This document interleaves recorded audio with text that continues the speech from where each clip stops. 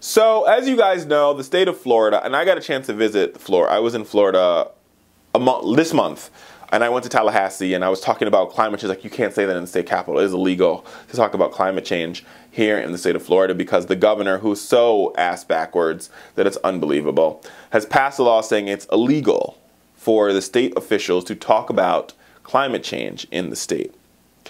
And so here's the thing. Neil deGrasse Tyson, who is the astrophysicist and just theoretical genius, was basically astonished by Governor Rick Scott's administration's alleged, ban on using the word climate change.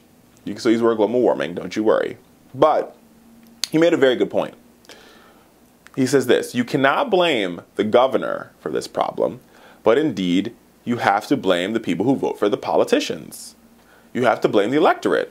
And for a moment, I sat back and I thought about it and I said, darn, this guy's a genius. Damn, he's smart as hell. Because he's so right. Like, Rick Scott could only do what the voters allow him to do. The voters should never re-elected him.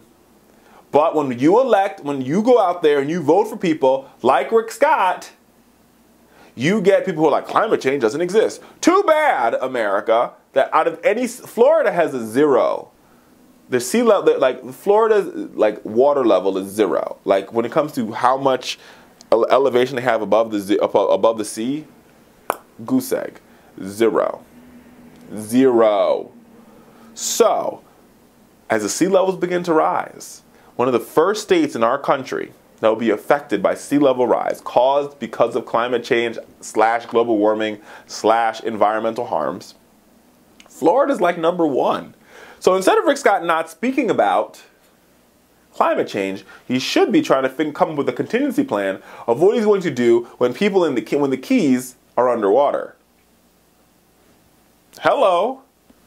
But, he's more concerned with pleasing his far-right flank of his party. But they're the ones that voted for him. And if you're in Florida and you didn't vote, or better yet, we didn't have a good candidate, because that's sort of true, then I'm sorry. But let's make sure that we go out and vote in elections, people. It's the right thing to do.